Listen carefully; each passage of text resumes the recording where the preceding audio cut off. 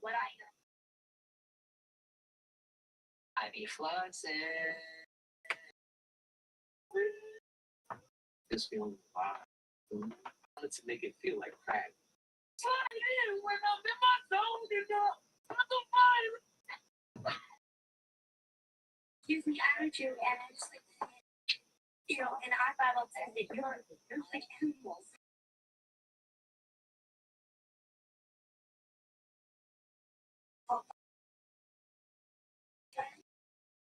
Gives me attitude, and I just like, in our Bible says that you're like animals.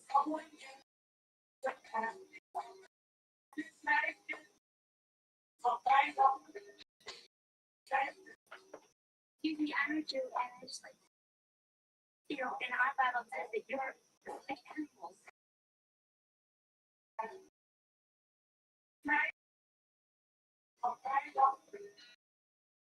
Just being Jewish, you have what they call the birthright to go to Israel on them, a free trip, and you can also become a citizen there anytime. You have a right to Israel. Yeah, the people living in that land for hundreds of years before the Zionist project had no right to return to their home. These were keys to the Holy Land in their homes. They have no right to go back to it, which is just so wild to me.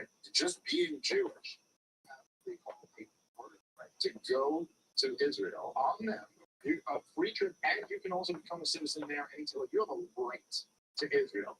Yeah, the people living in that land for hundreds of years before the Zionist project have no right to return to their homes. These were keys to the Holy Land in their homes. They have no right to go back to it, which is just so wild to me. Just being Jewish, you have what they call a birthright to go to Israel on them. I want to thank my co-stars, Leo, Margot Robbie speaks, Margaret Qualley speaks, Code Frantic speaks. Seriously, when they separated women from the shoes.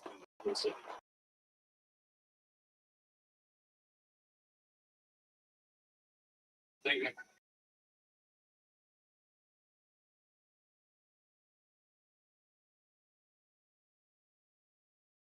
Can literally take your life.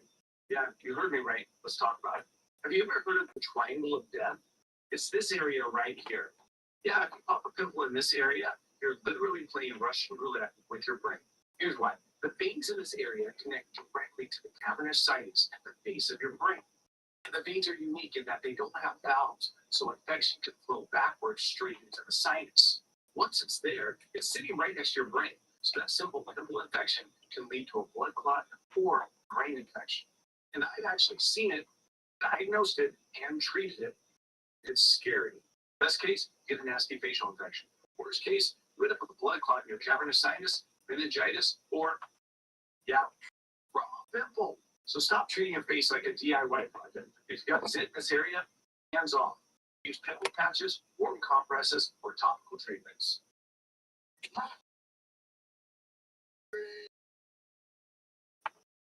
Been working like a dog, just keeping my family fed. Without energy drinks, Marlboro. For this gas station food, y'all count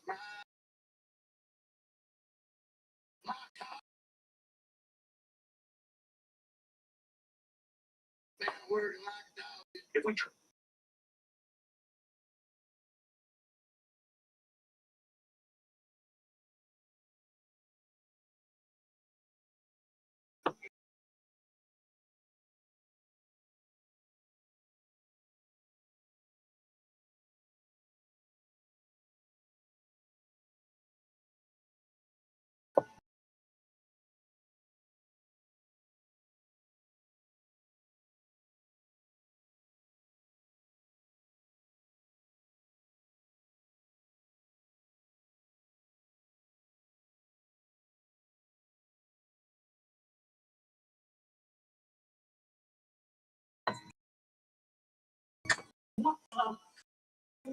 I'll make this now. I'll say that there's a basic thing into a spa. All right. It's now 10. Oh, fancy the waterfall. Hey, this is Red Nose Splash Bubble 3. Oh, beautiful. This is my thing. What's my hearing this thing? Oh, feels really nice. And the last mode, upward strain. Oh, this is so good. The view quality is solid and it definitely upgrades my washout experience. Guys, this is go. Hey, Chief, cooking up a little hijinks there? Yeah, me and the guys are gonna make non-consensual prank videos by dumping marbles in the car. It's gonna be hilarious once we edit out the ambulances. Just make sure you're back by 5. You need to watch Stewie tonight while I'm out with the girls. Women, I'll be back in time, don't worry. But don't blow this fat man. You're already on thin ice since you crashed that airplane into my cheek. But why? Here comes the airplane.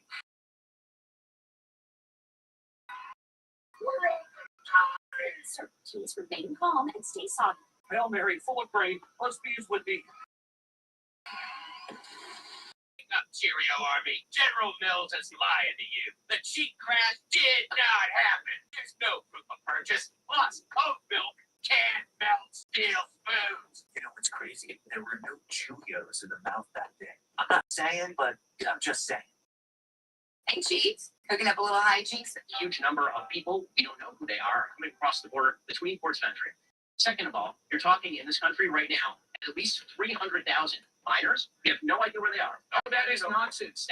No, it is. It is ICE has lost track of them because it's voluntary for them to keep in touch with the system. They are not lost. They're released to their sponsors who have to go through background checks. There's no idea what you're talking about. They don't. 300,000 minors are lost in America? Are you crazy? I'm saying that, huge number of people, we don't know who they are, coming across the border between ports of entry. Second of all, you're talking in this country right now, at least 300,000 minors. We have no idea where they are. Oh, that is nonsense. No, it is. It is ICE has lost track of them because it's voluntary for them to keep in touch with the system. They are not lost. They're released to their sponsors who have to go through background checks. You have no idea what you're talking about. They don't. 300,000 minors are lost in America? Are you crazy? I'm saying that huge number of people, we don't know. We lost a lot of favorite triangles, all favorite triangles, all favorite. The guy's clearly the child of an Epstein Island or something. It's embarrassing. Trump said word for word, if you want the Epstein files still, I don't want your support. He doesn't understand that that's the whole reason we voted for Trump in 2016. That's the whole reason we supported him and we were part of it because he wanted to drink the swamp. He was the outside. Now, him submitting to his Epstein list, that's him becoming the swamp. That's the best embodiment of the swamp, of DC, of the corrupt system. So I think he alienated his support base, but he doesn't really care anymore because he can't get reelected. He doesn't need to keep campaigning. After this, he's just going to retire and golf all day. McDonald's, I've lost all faith after he bought Iraq because he campaigned on no new wars. And he went back on most of what he said. Nothing's really changed so far. It's a lot of favorite triangles, all favorite triangles, all favorite. The guy's clearly the child of an Epstein Island or something. It's embarrassing. Trump said word for word, if you want the Epstein files still, I don't want your support. He doesn't understand that that's the whole reason we voted for Trump in 2016. That's the whole reason we supported him and we were part of it because he wanted to drink the swamp. He was the outside. And now, yeah.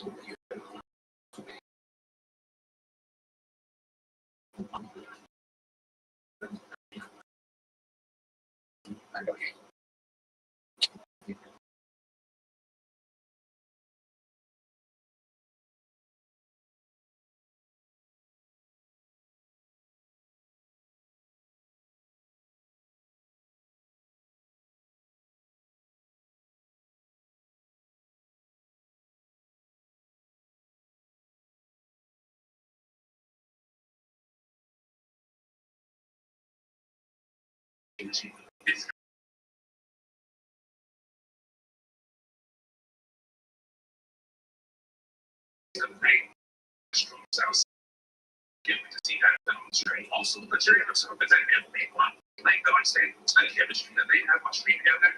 So,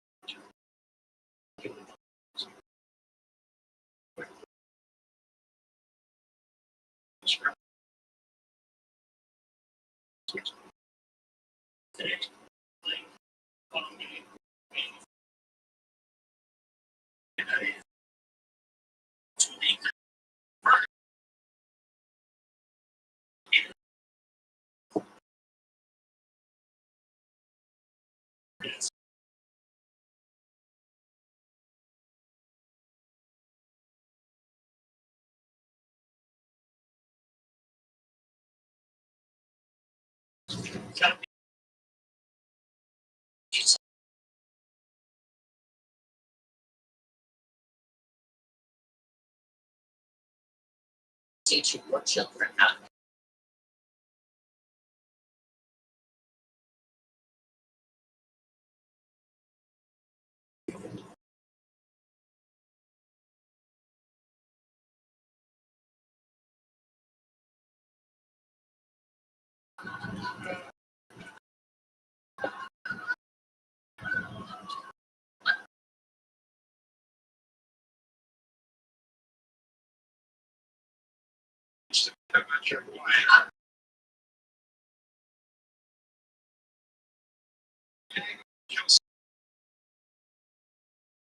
you see much more visible.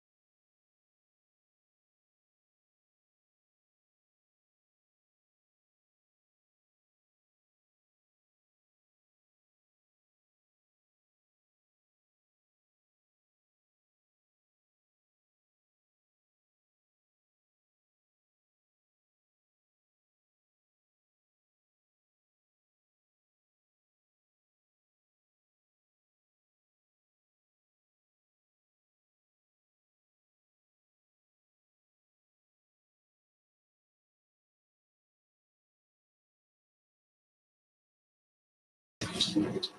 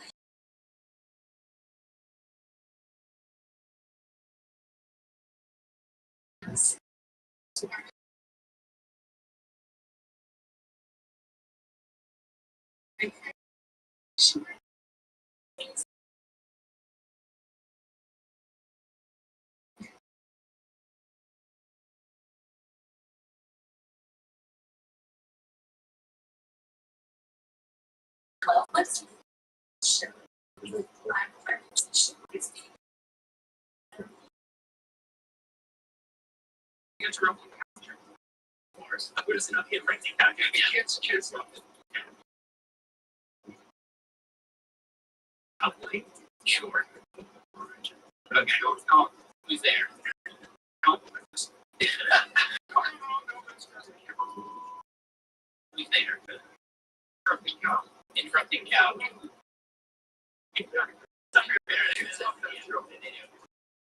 You don't be interrupting cow. Who does not be interrupting cow? Maybe it's kids. I sure. Right. Okay, no, who's there? No. Who's there? Interrupting cow. Interrupting cow.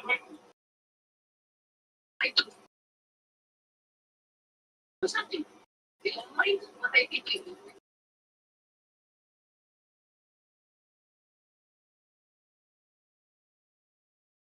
Just talk.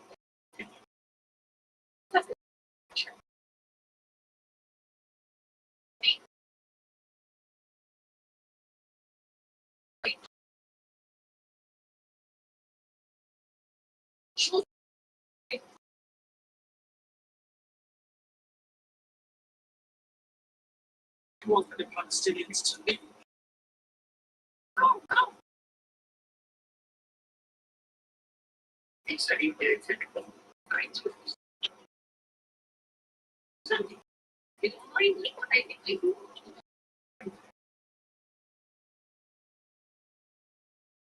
And then it's just off. That do not read what they were doing.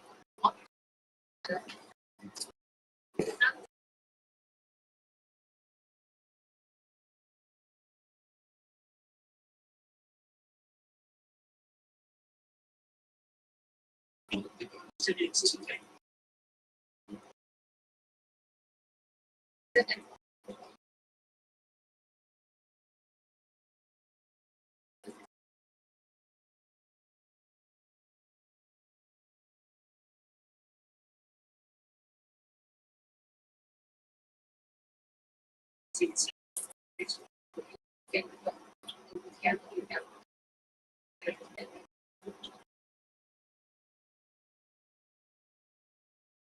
I don't think about that. Why not?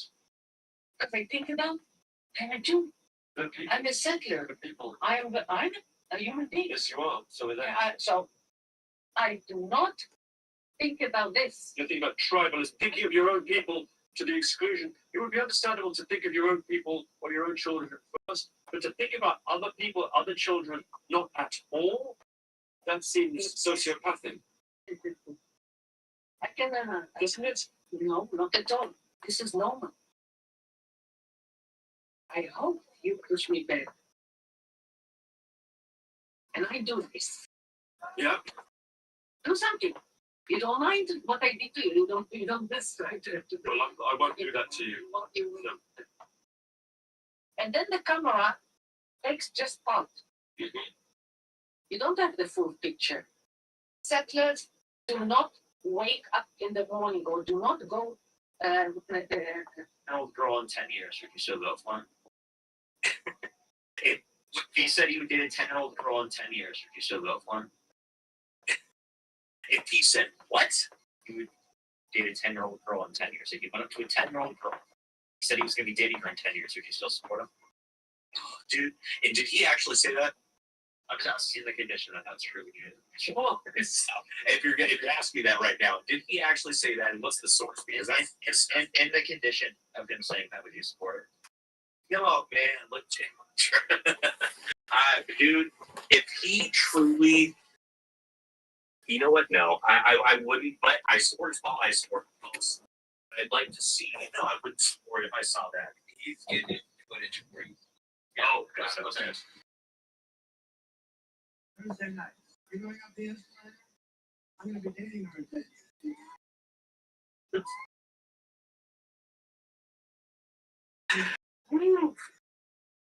That's a tough one, man. He said he would date. No, obviously, I just think it's wrong to make fun of anybody's physical appearance. My wife is a beautiful woman, and I know that most people agree with me. And Matthew, how come a transvestite donkey witch is standing next to you, and why is it wearing a dress? Well, obviously, I just think it's wrong to make fun of anybody's physical appearance. My wife is a beautiful woman, and I know that most people agree with me. And Matthew, how come a transvestite donkey witch is standing next to you, and why is it wearing a dress? You have a beautiful child, Mrs. Roberts. Too a little fat to be a stormtrooper. Yeah, you're not just a bitch. Looks like it's the radiator. Wow, Brian identifies another problem without a solution. Let's see if we can walk home before he shuts up. Well, you could always vacuum and clean up the living room floor. Oh, sure, I'll take care of that. Are you, letting off your job? Yeah. Okay. Yeah. Illusions. You want to talk about illusions? If you die tomorrow, you think we're going to be devastated, but you know what? We're just going to go out and buy another dog.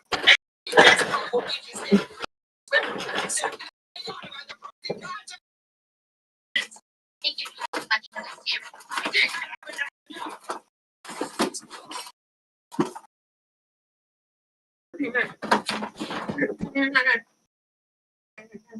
You're very precious to me. You have a beautiful child, Mrs. Roberts. Too a little fat to be a stormtrooper.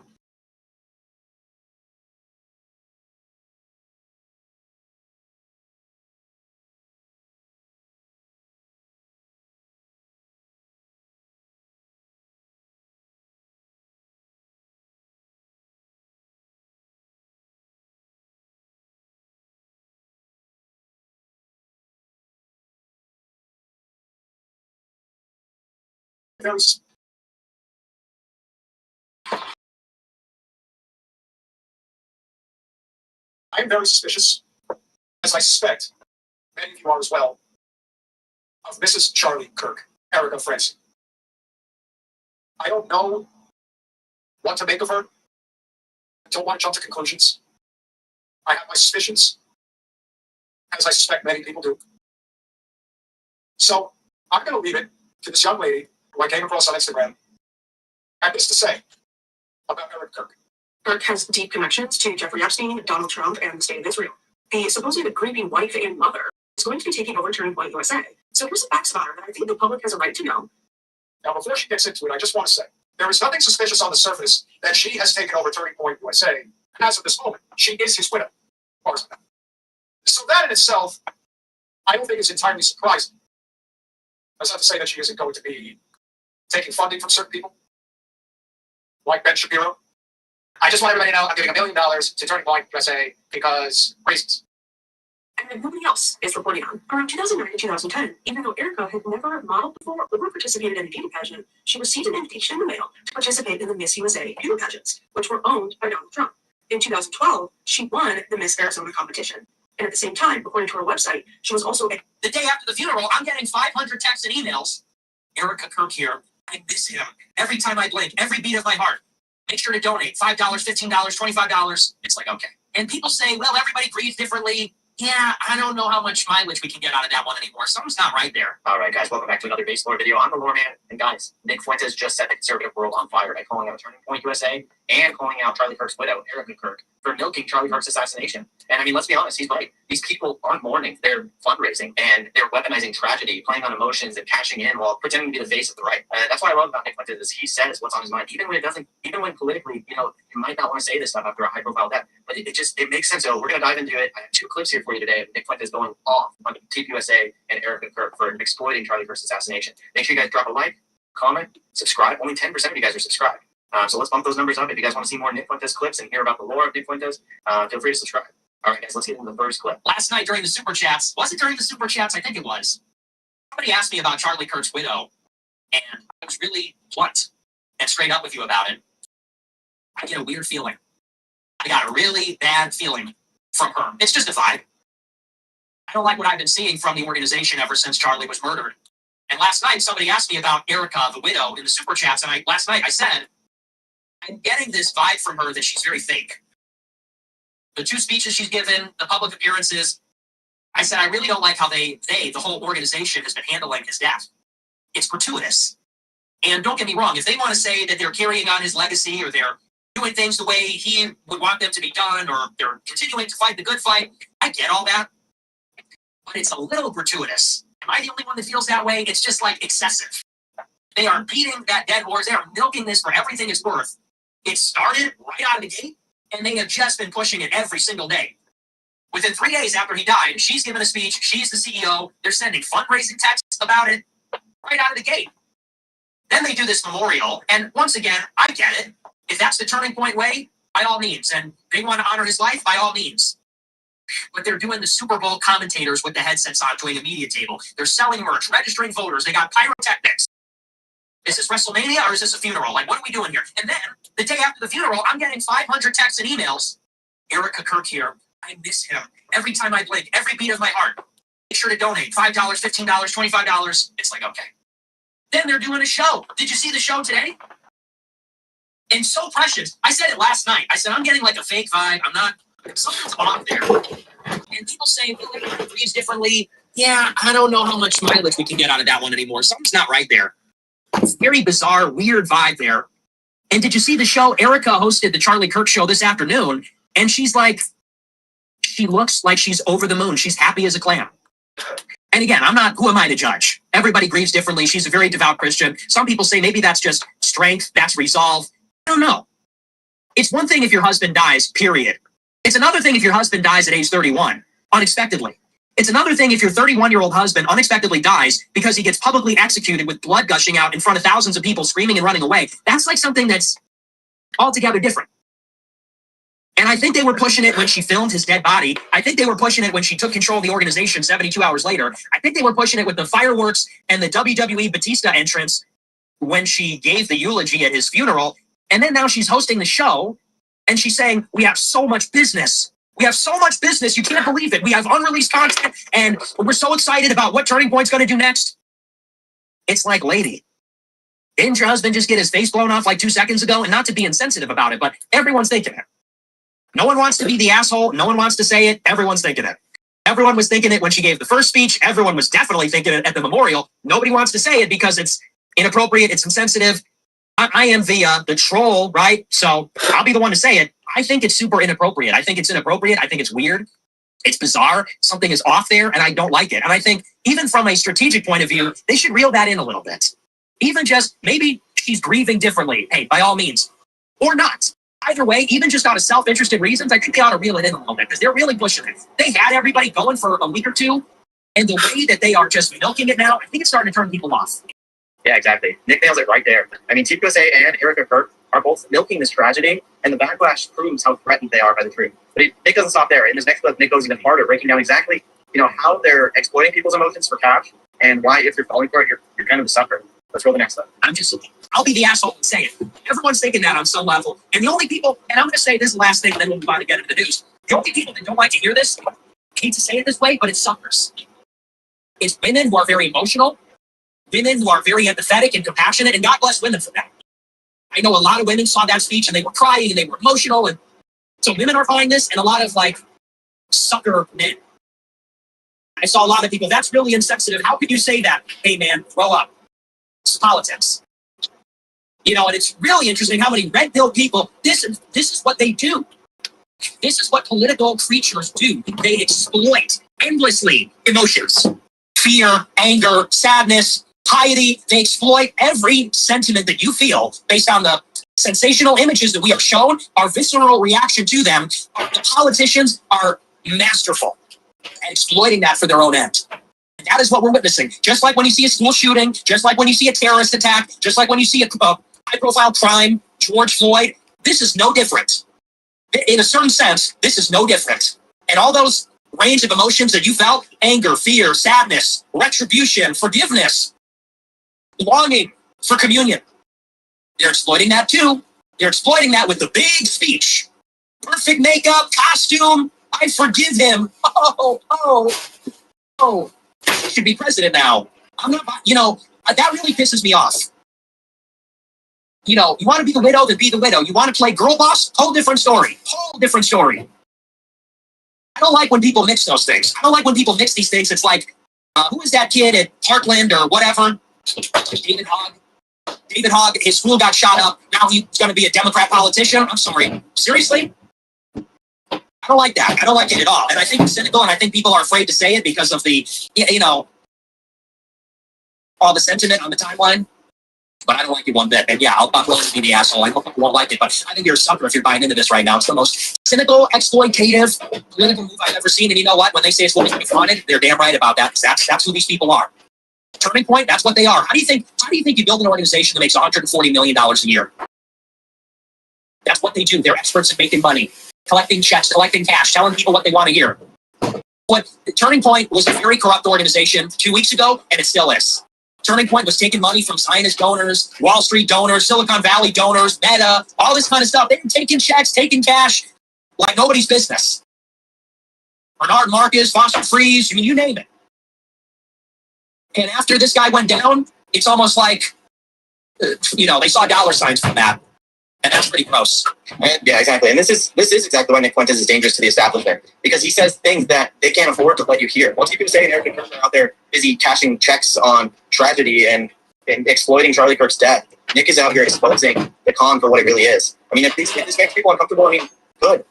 It's ridiculous. These fake conservatives have been feeding off your loyalty and emotions for years. But guys, really appreciate you tuning in. Make sure you drop a like, drop a comment, hit subscribe. Let me know your thoughts in the comments. I really want to know. You know, I had this feeling as well when I saw the fundraising, and seeing Nick actually say it was really refreshing because I was afraid nobody was going to say it. But guys, I really appreciate it. Super important we get Nick's clips out there. I make it my goal to release all of Nick's hottest clips, as well as all of the lore on Nick Fuentes. So guys, check Nick out as well. Go to his Rumble stream. He's live Monday through Friday on Rumble. Search up his name on there. You'll find his live stream, and you'll love it. I'm telling you. If you want to help support my show, you can join as a member as well. All right, you guys all take care. God bless.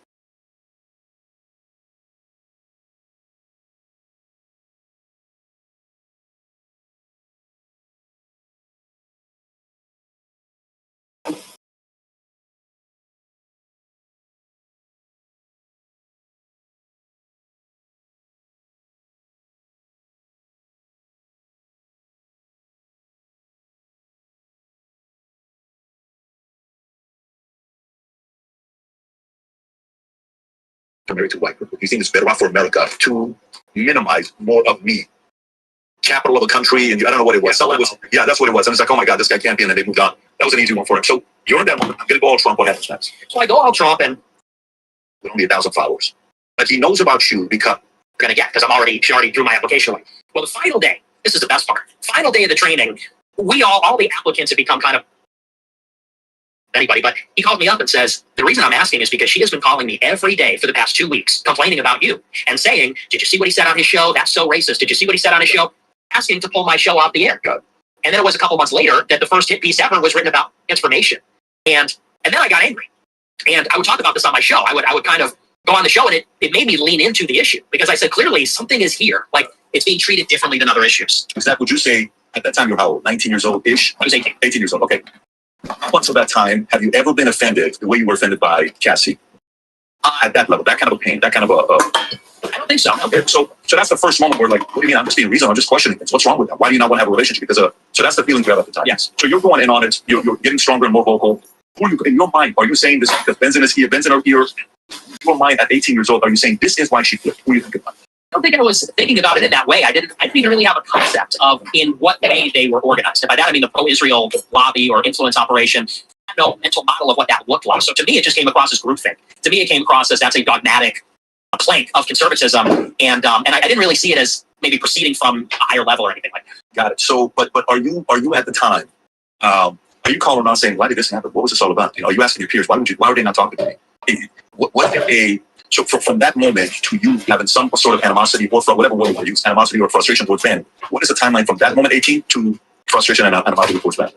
Well, I had already had animosity towards that. Why is that? So in December, some months before, I put out a tweet on Twitter, and I had about 1,000 followers on Twitter. 1,000, think of that's not a big account. And I tweeted, I said, if you put China over America, you should go to China. If you put Mexico over America, you should go to Mexico. You see where this is going? I said, if you put Israel over America, you should go live in Israel. Shapiro quote tweeted that and said, accusing Jews of dual loyalty is the surest sign that you're an anti-Semite. 1,000 followers. Why didn't we tweet that? Someone must have sent it to him. Does he know anything about you at the time? Are you a formidable name in a circle that he would know about you? He had been tipped off about me because Cassie Dillon had filmed this debate I did on campus. She live streamed it on Twitter and he saw it. And she texted him and said, you got to take this guy under your wing. He's unbelievable. He's the next big thing. He's a little Trumpy, she goes, because they hated Trump at that time. What's it going to do? I know they were DeSantis 2020, but who were they?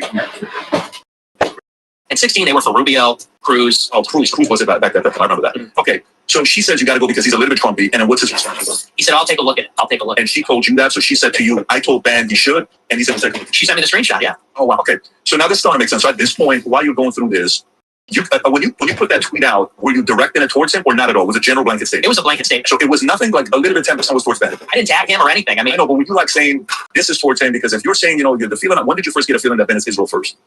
It was, it was right around the time that I realized there was a lot of Israel first. So just before December of, what would it be, 16? It was around that. Okay. So you're kind of going through this process where you're like, I think Ben is Israel first. I don't know why he's not supporting Trump and he's going more Ted. And maybe Ted would be more pro-Israel. Even we saw the conversation with Ted and on what do you call it, a couple months, which I thought was a great show on both ends. I actually liked watching it. I think it was good for the viewership. So you're talking to her. What is your goal in mind with her? Do you have any goal in mind? Like, do you want her to convert to your way of thinking? Are you trying to kind of tell her, man, listen, you're going to the dark side of where you're going right now? Is that kind of where you're going or not at all? I was just, at that point, I wasn't even sure that I was right about any of it. I was purposely asking and saying why. Like when I said, why do we give Israel this much money? At that time, that was not a rhetorical question. Because now it's sort of this. When we say, why does Israel get more money? It's sort of a rhetorical, begging the question because they have this extraordinary influence. At that time, I was earnestly wondering, is there a reason? Is there a justified, good reason that there is this special relationship between the countries? Yeah. Because that is what she believed. And, they would give these answers, but I would debate. I would say, well, here's why that doesn't stand up. Here's why that doesn't make sense. And they became frustrated that I wouldn't let that go. Okay, so Ben retweets a guy's tweet with only 1,000 followers. But he knows about you because Cassie already told him that you should take this guy under your wings and he could be somebody. Is Ben married at the time? I don't know. Can you see, was Ben married in December of 2016, right? December 2016? He's been married in 2016. So, okay. So he's already married. So he's already married. He's got his family. He's doing his thing. This happens. She steps away. You can't believe it. So that relationship is gone. Do you all of a sudden just go, boom, double down on it? On points against Israel? Is that kind of where it goes? Or are you still subtle about it? At that point, I was still somewhat subtle about it, at least publicly. When did you go full on? Because if I'm not mistaken, I mean, you saw like the arguments against Israel happen in the last since October 7th, right? Jonathan was sitting right here where you're sitting at in our building, but in that seat. And it was 3 days or 4 days after October 7th. I think we were the first podcast he did where he actually questioned, how is it? Yes, very fair question, but that's actually a very good question. How do you say you have the best intel, yet you're able to get them to attack you? You can't have one or the other, right? So innocent question people are asking. I'm not speculating. I'm not saying anything. All I'm saying is it's a good question for us to ask. So what's like he was being anti-Semitic is really asking a question, right? When did you go to that level? To the level of asking questions or beyond that? Beyond that, I would say it would have to be later that year. So later in the spring or summer of that year. That was 2017. 2017. Okay, so why 2017? Well, like I said, I'd been on this journey when I got into college and started asking these questions. And then I encountered this very political response, which is to say that they started to treat me as an adversary politically instead of like an interlocutor, instead of like I was debating. And, the next step in that, of course, is that, here's the best part, they didn't leave me alone. It's not like they said, we can't be friends, you do your thing, we do our thing. I got a call a couple weeks after the fact from my boss at RSBN. I was doing the show America First on YouTube. And this is a small company at this time run by Jacob and Joe Seals. They founded it. I get a call from Joe Seals, who runs the company, and he says, what's going on with you and Cassie? I said, no, we had this falling out. She told me she doesn't want to be my friend anymore. Is Cassie a big name that people know who she is? Or she was a rising star. She wasn't big at that time. It was 20,000 followers. So she wasn't anybody, but he called me up and says, the reason I'm asking is because she has been calling me every day for the past 2 weeks, complaining about you and saying, did you see what he said on his show? That's so racist. Did you see what he said on his show? to pull my show off the air. And it was a couple months later that the first hit piece ever was written about me by Media Matters. I strongly believe, and I believe there was evidence for this at one point, that she sent in a clip from my show to Media Matters for America, a left-wing organization. So what is the worst thing you said? At that time, what is the worst thing you said? Have you said anything? You said some crazy things. I mean, I've read some of the stuff that you said. At the time, I don't know if you're doing it because you're trying to get under people's skin, if you fully believe it, or you're trolling. I don't know. It could be any of those things. Only you know what you're doing at the time. You're making certain comments. But what is the most vile, extreme thing that some people may say you said up until that point that's causing Cassie to message Media Matters and others saying, you have to see what this guy's saying? Up to that point, and this was the subject of the article, I was talking about, and I said the Trump Muslim ban, the radical ban. Yep. I said the First Amendment does not apply to radical Muslims. I said you don't have a First Amendment right to preach Wahhabist ideology, that's the theology of ISIS. So you're defending Trump? Yes. Okay, that's the worst thing you've said. That was the subject of the article. That was the worst. So you've not said. So why would she be against that though? She's in favor of that. So then, what is she folded into Media Matters for them to like? Because she knew that because it's a left-wing organization that they would use that to try to get me canceled or banned. Okay, and you know this for a fact that she emailed it. I don't want to put anything. You know for a fact that she's the one that reached out. I heard it secondhand, so I don't know. We don't know for a fact. We're just saying we're speculating. She may have done it, but you know that the other person that called you saying for the last 2 weeks, you know that for a fact. Yes, that's first. absolutely. Okay, fair enough. So this happens. This comes back to you. This time around, are you going? If you went from 0 to 20, are you going 20 to 80 or are you going 20 to 50? I would say I was going 20 to 50 at that point. So what's the next move you're making? You start doing this. Well, when this stuff started to happen, I actually was almost going to get fired. They almost fired me for that. From RSP. Okay, got it. And the funny thing is, I didn't even want to do the show at that time. I was looking for an off-ramp. I didn't want to do the show. I wanted to kind of move on because I didn't get a lot of viewership. But at that point, they were trying to knock me out. So it made me want to stay in the game. This guy that called you, Nick, who was your boss, the RSPN guy, is he a good guy in your eyes? He's a good guy. So you have a relationship with him till today, or you guys don't talk, but you're saying he's a good guy? I haven't talked to him, but he's a good guy. He's a good guy. Okay, so this is not a bad guy. This is a level-headed guy. Okay. So now you're sitting there, they're thinking about getting rid of you. You're not getting a lot of eyeballs with their show, the platform that they have. It's not performing as well as you think it was. So they take the show off the air around May 2017. Then they say, well, our fans, they have like a very small, loyal group of followers on their YouTube channel. They said the fans are demanding we bring your show back. They said, we'll make it work for you. You could do it 3 days a week instead of 5, etc. I said, all right. I said, I'll be back. So I did a show in May 29th. That was my comeback show.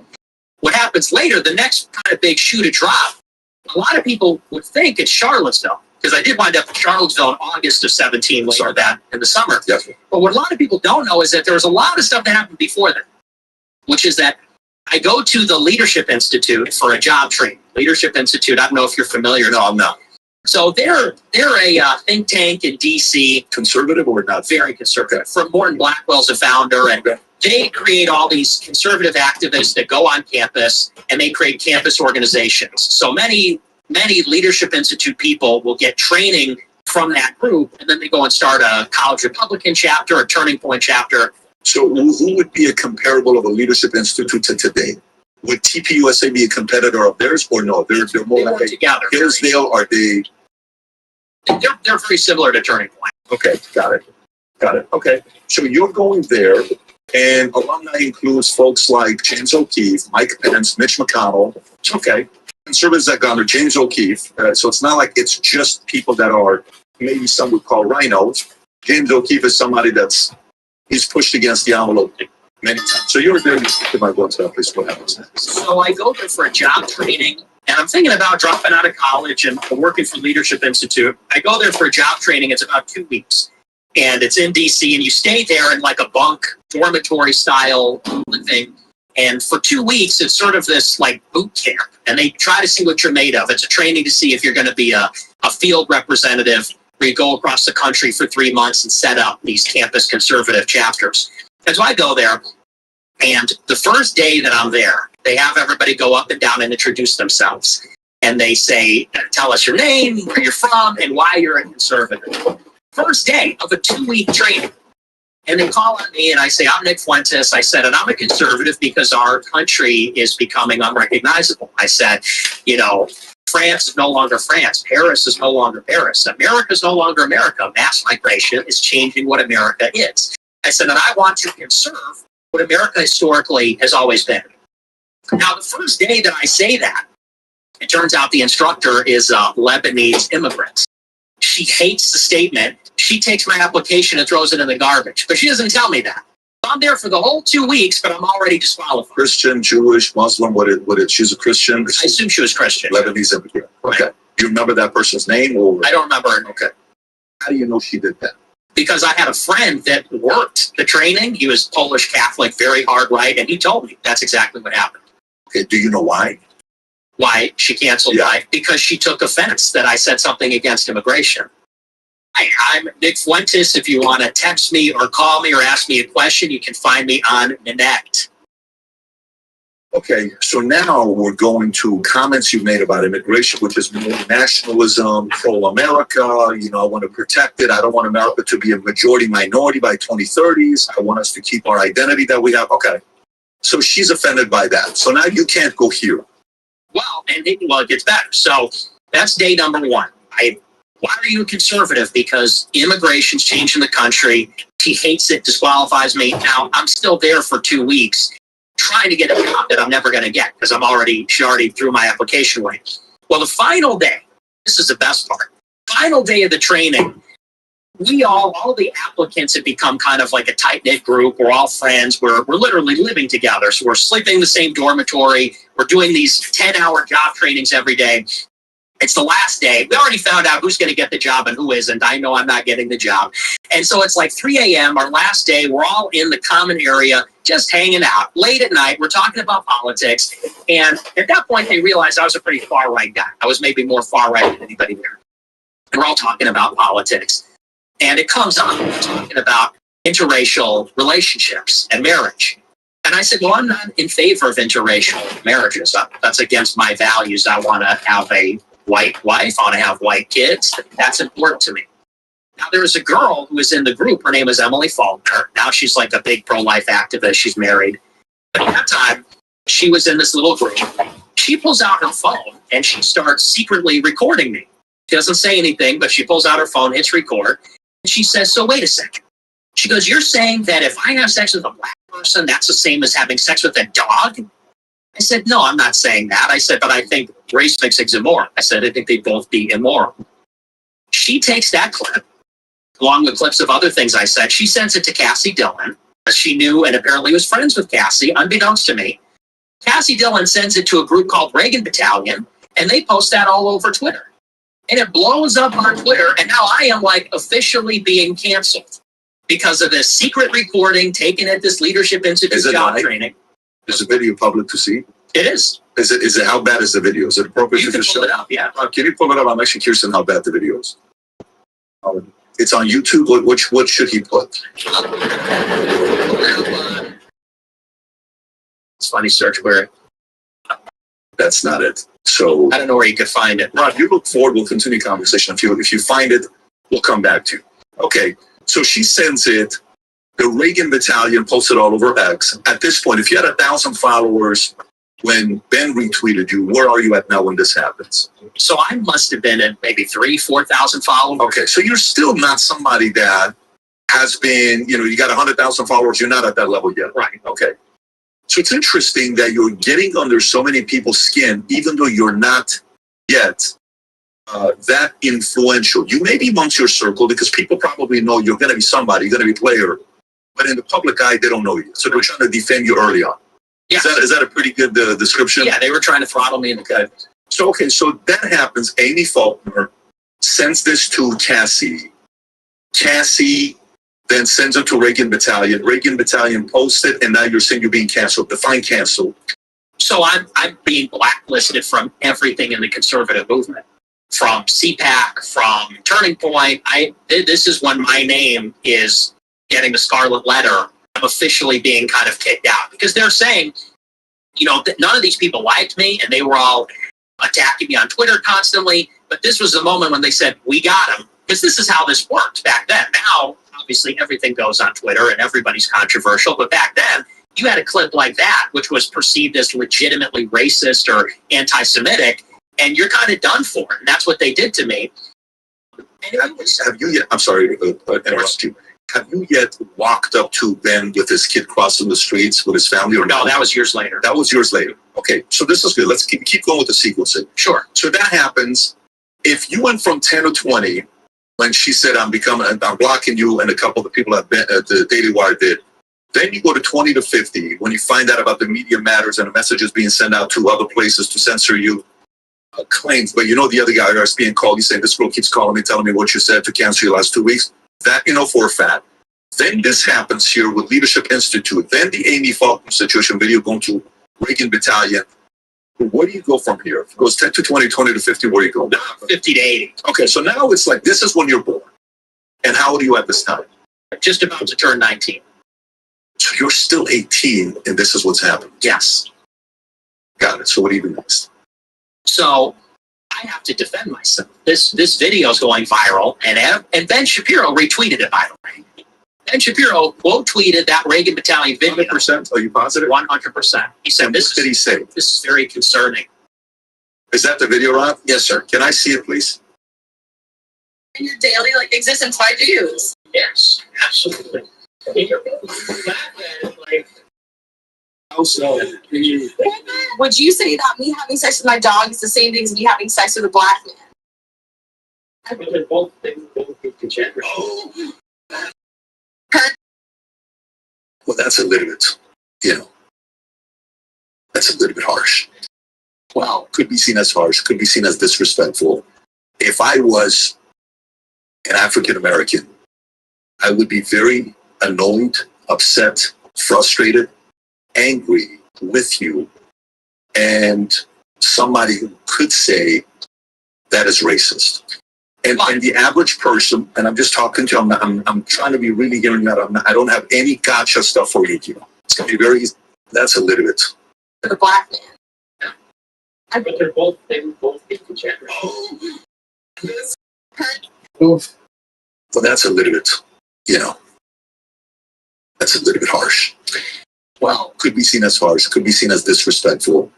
If I was an African American, I would be very annoyed, upset, frustrated, angry with you, and somebody who could say that is racist. And the average person, and I'm just talking to you, I'm trying to be really hearing that. I don't have any gotcha stuff for you here. It's going to be a very easy interview as we go. It's kind of racist. I agree. But let's remember the context. First of all, you saw that. That's a 3-second clip. 3-second clip, and you can't even see 80% of the screen. For sure. Because it's being hidden. Now, you and I both know, the way that we talk on a show like this is very, it's like anything. You got to know your audience. Now, that's a 3 a.m. conversation with 18-year-olds. I think that we're all talking about, we're all political people. By the way, I'm also with you there, okay? Because I'm not one that condones that behavior. I've told my kids, I swear to God, if I ever had a conversation with my boys last week, I said, if I ever hear you use the N-word, I swear to God, you're not going to like what I do to you. Okay? If they were going to school, my kids were going to school, one of the best schools in Florida that has the highest SAT scores and the highest focus on math. The owner of that school's son says the N-word, who's a white guy, says the N-word. The father who owns the school, the board decides to kick his own son out of the school. Very weird situation that happens. So we're having this conversation. And one of my kids just went to Yale for 3 weeks for some summer camp that somebody else was holding in Yale. But he goes and comes back slightly different. Language, kind of hearing what's going on, right? And I'm 46. I can't judge you because during my time, Instagram didn't exist, Snapchat didn't exist, YouTube didn't exist, phone cameras didn't exist. And let me tell you, there's a lot of stuff we did at nightclubs and Army and videos around the way we speak at 2 o'clock in the morning. Maybe not at this level. I've never said anything like this, but I understand that it's riskier. So at a young age, you have to be aware you're a very smart guy. You have to be aware that that kind of stuff gets caught. It's going to make it to public. So one, the responsibility is on you. But two, you have a higher risk you're going through because you're part of the social media family, social media generation that we didn't go through at 46. Well, and I learned that lesson the hard way, but what is the lesson? The lesson is that this sort of thing, this is how political control is maintained, which is to say that we have a culture where you don't even have to do anything wrong. If you say anything wrong, ever, in public, in private, even if it's not inherently wrong, if it sounds wrong, someone might be secretly recording and use it to make you look bad and then destroy your career or your reputation. And this is enforced selectively. Like, let's keep in mind, take Shapiro, for example. This is something I pointed out when this happened. When Shapiro was 18 or 19 years old, he wrote an article on Town Hall, which said that population transfer is not a dirty word. In other words, meaning we need to take all of the Palestinians and kick them out of Israel. He's advocating for ethnic cleansing in his Town Hall blog. Now, you could say whatever you want about that. Transfer? Yeah, transfer is not a dirty word. Does that mean ethnic cleansing? That's what the article defends, yes. Can you pull it up? I'm curious because I want to be fair. So is he saying moving them from there to a different place? Yes. Like you can go to, all right, so raise your hand if Ben Shapiro, August 2003, which is 22 years ago. Raise your hand if you have chocolate breakdown of so-called Middle East roadmap. If you're raising your hand, give yourself a nice hard slap across the chops. Maybe that will make you wake up from your reverie of self-education. The roadmap was doomed from the start. The Arab I can't see it, enmity of Jews and the state Israel alone, no peace. The time for half measured has passed. Bulldozing house of homicide bombers is useless. Instituting ongoing curfews, uses roadblocks, touch fences, many negotiations. Some have rightly suggested that Israel be allowed to decapitate the terrorist leadership of. Some have rightly suggested that Israel be allowed to decapitate the terrorist leadership of Palestinian Authority. Okay, so rightly meaning they're in the right to suggest that Israel should be allowed to decapitate. Decapitate is what? I mean, the killing is the easiest way to put it, but decapitate, doesn't that mean to, what is the actual definition of decapitate? They mean kill the leadership. Kill the leadership. If you scroll down, the basis of the article is, when he says transfer, he's saying population transfer. In other words, saying this should not be stigmatized. When you see population transfer. That's the title of the article, is transfer is not a dirty word. If you read the whole article, that's all. I want to read the sentence, Rob, go lower. Half measure person that there's about a month. If you believe that Jew state has a right to exist, then you must allow Israel to transfer the Palestinian and the Israel Arabs from Judea, Samaria, Gaza, and Israel proper. It's an ugly solution, but it's the only solution. And it's far less ugly than the prospect of bloody conflict ad infinitum. So, okay, can you go to ChatGPT and type in give me the word. What does the right to transfer? What was the word? Well, that's what the article says. He says remove the Palestinian Arab population from Judea, Samaria, Gaza. How do you interpret what he's saying here? You're thinking he's saying to kill them? He's saying to displace them, to take them and deport them somewhere else. To deport them somewhere. Okay. And so to you,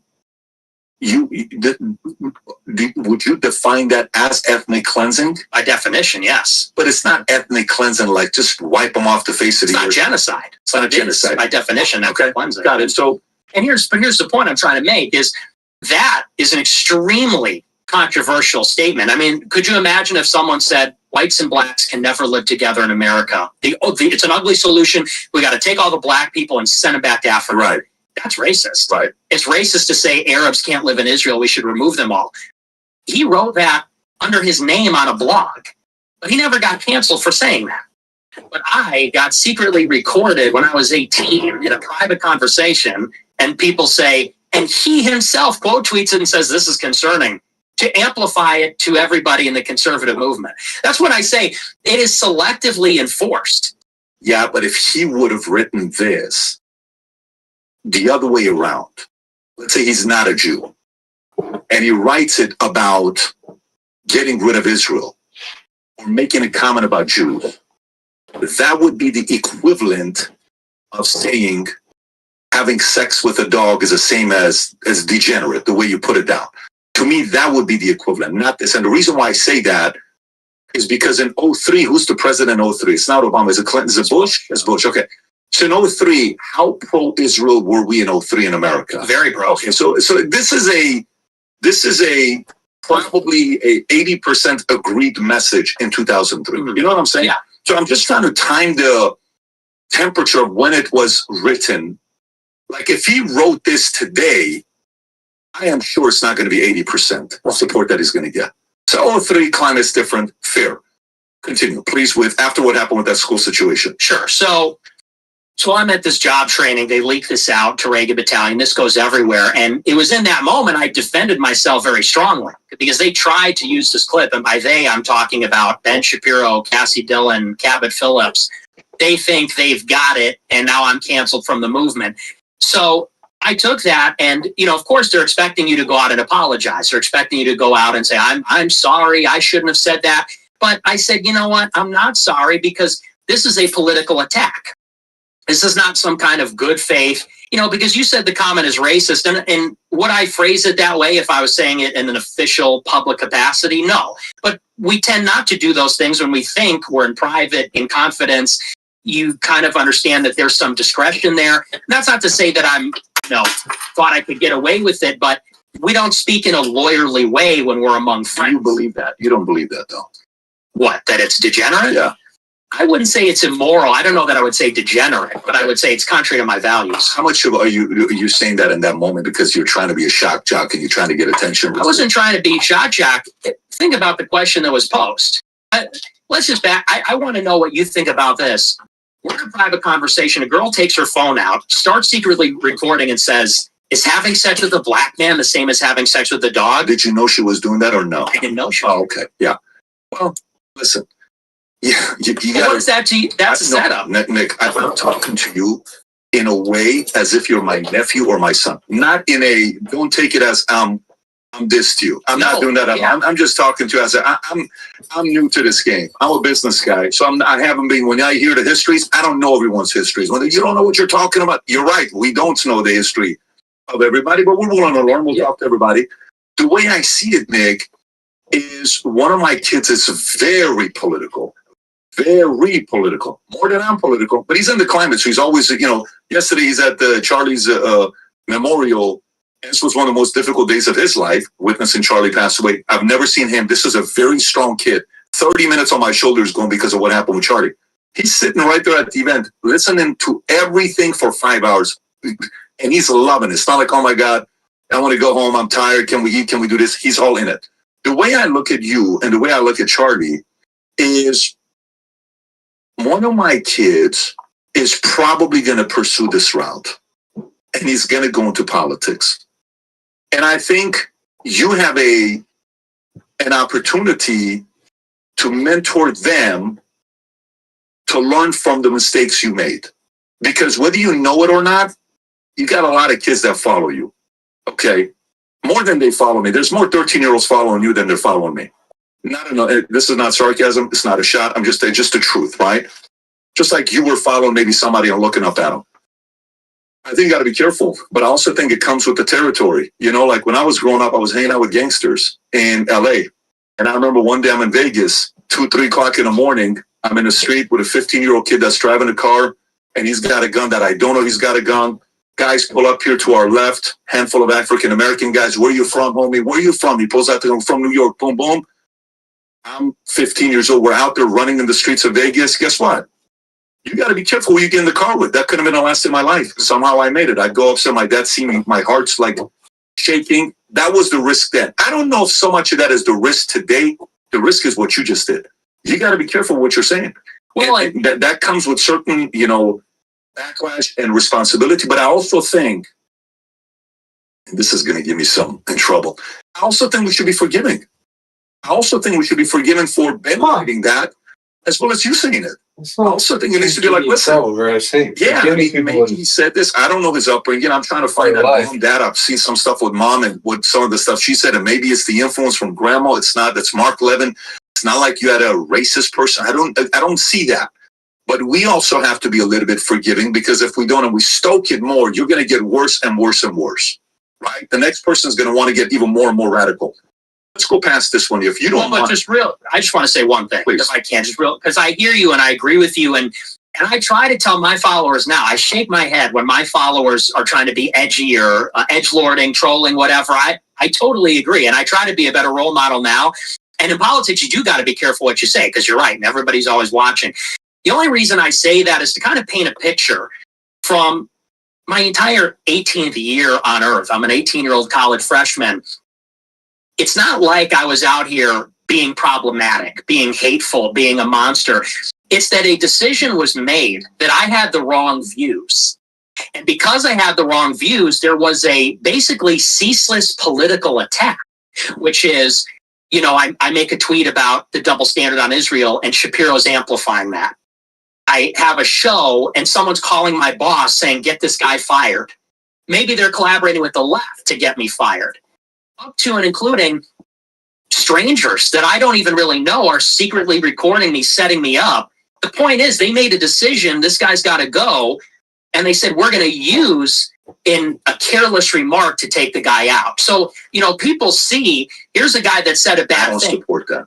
And I'm not saying you do. I'm just explaining that's the side that a lot of people don't see. They see the bad remark. They don't see the calculation. And that's why I'm having these questions with you. And I appreciate that. I wish this podcast existed, because I don't know if there's one where someone's asking you for people to know, how did you become the way you became? Exactly. That's why I wanted to take this approach with you. But let me go here and hold you accountable a little bit. And again, feel free to push back. I'm comfortable with it. You're 27. You're no longer 18. True. So when you go a week ago and you're like, I thought he was... You don't need to do it. Here's why you don't need to do it. Drop in the N-word. Some of the words that you drop. I don't mind the F word, you know, shit and all this stuff. I drop it all the time. I try not to drop it on camera, but I'm also not sitting here telling me I walk on water. And I say all the words, and I listen to hardcore hip hop. I listened to a lot of hardcore hip hop growing up. That was my taste of music. I don't know if it was yours. It was for me.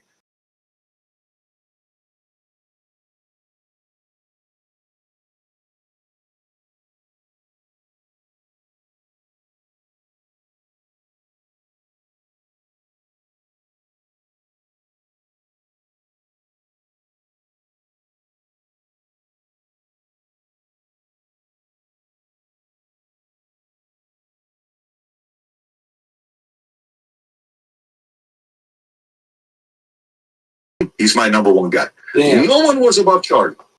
And there's a lot of guys, okay? No one. I respect all of them. I think they're very capable. I thought Charlie was unique because of one specific reason. In this thing, he explains where if you look at all the way to, you see the third row where it says level? So go all the way down to the level, you see where it says shame? So shame, like I have relatives who are driven by shame. They're so tough to be around. They're living a tough life. That's not you. Guilt. Tell me what I did 10 years ago, and they keep reliving this guilt. It's not you. Apathy. It's not you. Grief. That's not you. Fear. I don't think that's you. Desire. I don't know if that's you. Anger, pride, maybe. I was probably a fear, desire, women. And I was the one that wasn't as disciplined as you. I was very undisciplined when it came down to women. I just couldn't stop it. That was my vice. It wasn't video games. It wasn't porn. It wasn't gambling. It was women. So then you go to anger, pride. Right? Pride. Screw you, young. Okay, no problem. Then comes courage. That's the first level of consciousness where you're entering. I think you have it. You have the courage to share with them. There's a lot of risk in sharing your opinion. But then you go to neutrality. And then you have, which is, let me hear both sides out. And let me see what's going on. Then you're willing to speak to everybody. I actually think you're willing to speak to anybody. I wouldn't say you're not willing to speak to anybody. And then you got acceptance that we're different. And then you got reason. And then you got love. I actually believe Charlie was that reason for love. And I don't think anybody else in the movement is that reason. I don't think anybody else. This is my opinion, when I process this. When I watch you and I see what direction you're going and what your upside is, only feedback on this topic that we're having, consider this feedback from a person who's never spoke. You and I just audience